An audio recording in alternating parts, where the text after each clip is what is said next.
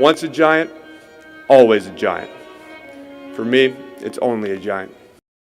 What's going on YouTube? Diggy546. Definitely hit that subscribe button if you're new. Like the video if you like the video. And I won't tell if you click that bell. But let's go ahead and get into this. Alright, so everything has kind of cooled down from yesterday where we had that brawl. And there was that first full padded practice. So Joe Judge, of course, gave them the next day to kind of take the full day before they get into their second padded practice. They're going to take the day off tomorrow. Not off, but they're not going to have a padded practice tomorrow. Then on Friday, they're going to get right back to the padded practice. And I guess that's how they'll finish up their week. They'll probably have an unpadded practice on Saturday because you can only have so many. But anyway, today they're getting most of the day off. So that padded practice is going to happen actually in about 6 or 7 minutes away from where I'm recording this video. At 5:15, this second padded practice starts.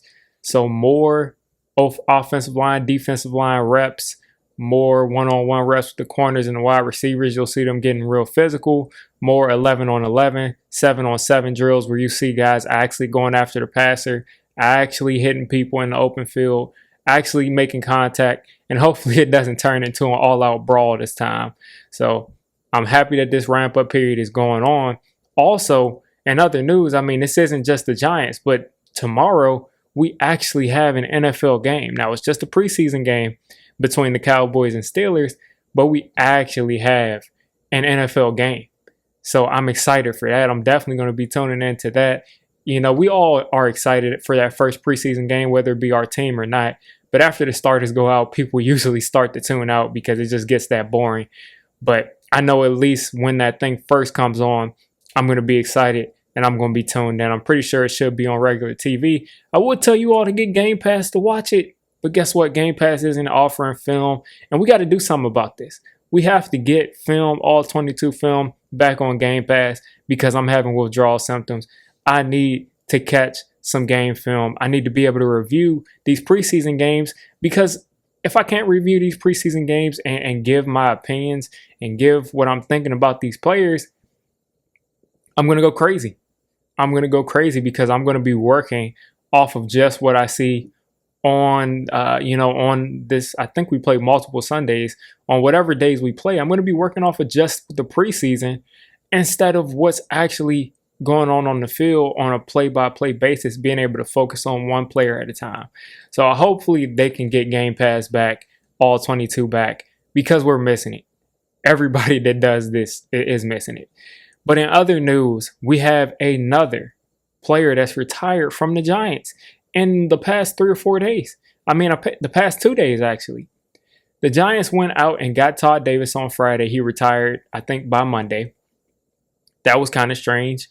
And then all of a sudden, after the fight, after Joe Judge made them run like 50 laps and 500 wind sprints and a whole bunch of push-ups, Joe Looney comes out today. The guy that we signed from Dallas, the guy that we brought over from Dallas, and he spent some time with the 49ers. He retired. Joe Looney has retired, and he's someone who was going to be great depth for us on the interior.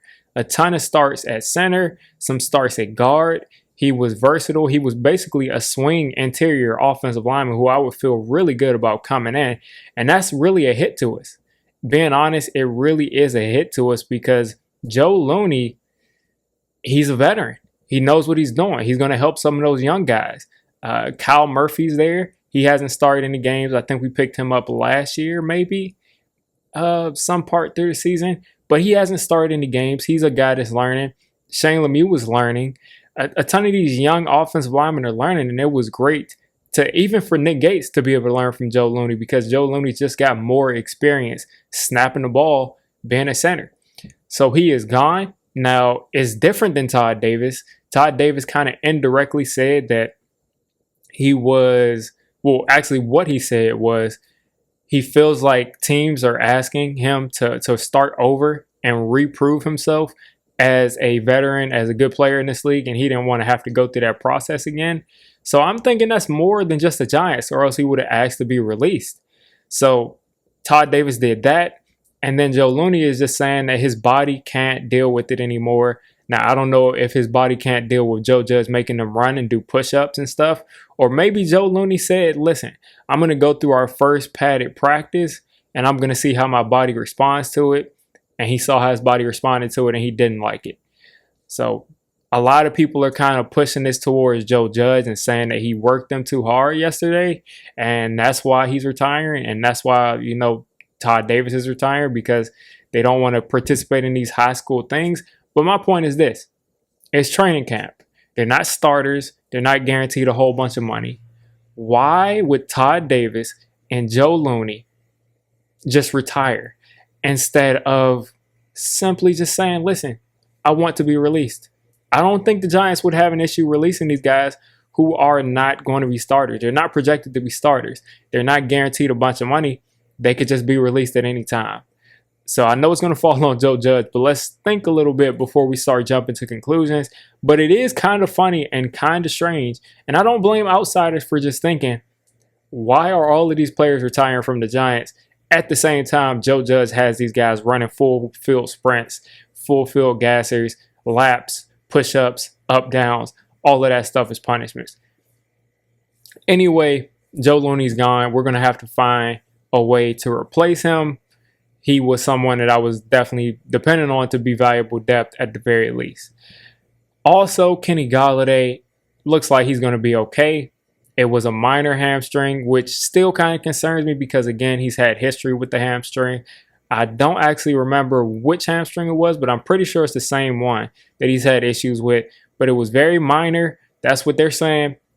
So I wouldn't think that we should be overly concerned. Does this mean that he's missing the first preseason game? I probably would think so because hamstrings are very finicky. Does this mean that he's missing entire preseason? We'll see. I hope that he can get at least 1 or 2 drives with Daniel Jones in the preseason before we go into week 1. If not, we're just going to have to build that chemistry over the first couple weeks of the season.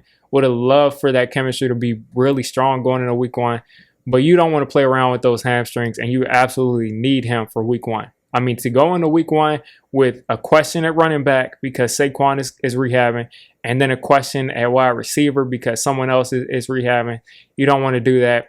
So just keep Kenny Golladay as healthy as possible going into week 1. And I think we should be just fine. Other than that, there's not much going on today because, again, Joe Judge just had his press conference and pretty much just talked about yesterday how he had to do what he had to do to punish those players. And it wasn't necessarily about just the fight. He just said that would be a penalty and we had to punish them because that was a penalty. He didn't go into detail about this player did this and I wanted to punish them because they crossed this line. He said it was a penalty. They had to be punished for the penalty. There was actually conditioning scheduled anyway. So, if the conditioning was scheduled anyway, they would have ended up running. And he said he usually throws a player out for that. And since he couldn't throw the entire team out of practice, they all just started conditioning early. So Joe Judge didn't really go into too much detail about that. We'll get some more player interviews, I think, a little bit later on today. But again, it is 5:15 right now as I'm recording this. The players should be jogging onto the field with their pads on, getting ready, warming up, and you'll see a ton of clips. Listen, if you don't know where to find those clips while they're happening, definitely get on the Twitter, follow your favorite beat reporters. They're all doing a great job covering training camp. We've had our little spouts back and forth with the beat reporters over the past couple of months, but at the end of the day, they do a great job for the most part. So check them out. They're doing a great job covering Giants training camp practice. And if anything really eventful happens, I will be back here with another video after practice. And I guess practice today will end at about 7 o'clock. So you guys have a great rest of your day. You may see me again today. If not, again, you'll see me tomorrow. If you made it this deep into the video, come on, just hit the subscribe button. I make Giants content primarily, draft content secondarily. And during the season, I'm going to be doing a lot of reacting to pretty much most of the NFL games and everything NFL. So if you made it this deep, go ahead and join the D6 squad.